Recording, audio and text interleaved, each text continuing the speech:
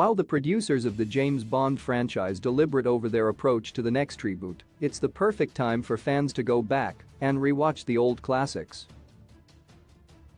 The first 007 actor, Sean Connery, defined the character's on-screen attitude and personality with his string of early trendsetting outings in the early to late 1960s and the early 1970s. His initial run of 6 movies established all the tropes and trademarks that Bond fans have come to expect. Connery's Bond came out of the gate with 3 timeless masterpieces, Dr.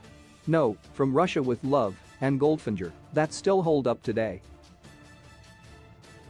Some of Connery's Bond movies, like those 3 and the climactic adventure of You Only Live Twice, can withstand more repeat viewings than others, like Thunderball and Diamonds Are Forever.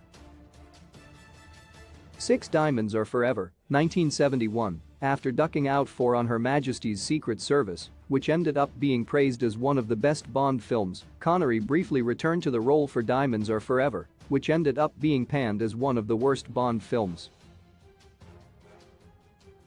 It actually received positive reviews at the time, but public opinion of the movie has soured over the years. The plot is nonsensical, even for a Bond film. Blofeld is smuggling diamonds so he can use them to build a laser beam in space. There's a fun segment in Amsterdam near the beginning, but the movie goes downhill after Bond survives a cremation in Las Vegas. 5 Thunderball, 1965. Thunderball is generally considered to be a low point in Connery's tenure and one of the weakest Bond films overall. It had the tough burden of following up Goldfinger, a universally praised masterpiece that laid the groundwork for every Bond movie that followed. It's nowhere near as great as Dr. No or From Russia with Love, but it's still an underappreciated gem. The movie has a delightfully offbeat cold open in which Bond consoles the widow of an old enemy, only to find that his enemy is alive and well, disguised in his own wife's stockings and high heels. The main plot sends Bond on one of his sunniest adventures yet to the Bahamas. Thunderball is full of signature 007 one-liners like quipping, "I think he got the point," after killing a bad guy with a spear gun.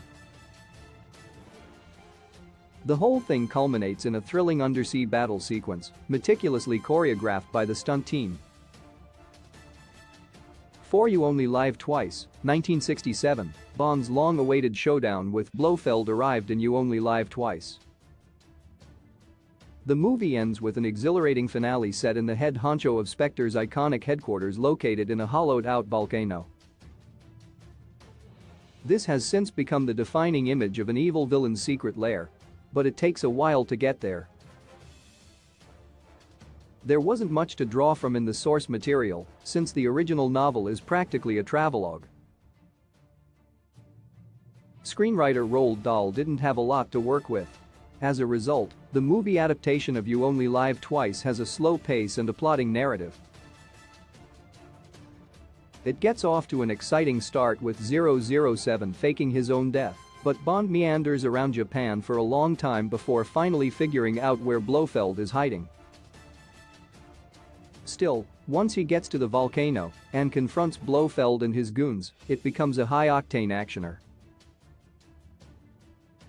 3 From Russia with Love, 1963, the second Bond movie, From Russia with Love, is one of the only true sequels in the series. It's not a standalone adventure like most entries in the franchise, it follows on directly from Drive. No, with Spectre training assassins to kill 007 in retaliation for his murder of Drive. Julius No in that movie. Bond spends a big chunk of the movie traveling across Europe by train, and the main villain Rosa Klebb doesn't make much of an impact until the very end after 007 has already completed his mission. But From Russia with Love still warrants a handful of revisits because it's masterfully crafted by director Terrence Young, and Robert Shaw gives a wonderfully sinister performance as the secondary villain Red Grant. Grant's brutal scuffle with 007 on the Orient Express is one of the greatest fight scenes in movie history. 2 Dr. No, 1962, The first ever Bond movie still holds up as one of the series' most enjoyable entries. Dr. No is a straightforward spy caper that injected a much-needed dose of fun into the espionage genre, which had become stale and self-serious by the early 1960s. The first movie has none of the superfluous plot threads that would let down some of the franchise's later films. It's just a narrow-minded pursuit of a typically megalomaniacal villain. Dr. No opens with the murder of an MI6 station chief, after which Bond is sent to Jamaica to investigate that murder. Before the climactic confrontation with the titular baddie, Bond encounters a car chase, a venomous spider, a flamethrower tank, and a Bond girl who still ranks among the most memorable, Honey Rider, played by the iconic Ursula Andress. 1 Goldfinger, 1964, from the opening drug lab explosion to the climactic showdown at Fort Knox, painstakingly reconstructed by production designer Ken Adam, Goldfinger is a quintessential spy adventure. It's the ultimate Bond movie. Adhering to the tenet of third time lucky, the Bond Thrikel perfected the formula and still has yet to be topped. Goldfinger introduced the globetrotting nature of Bond's exotic escapades and the franchise's now familiar tongue-in-cheek comedic sensibility.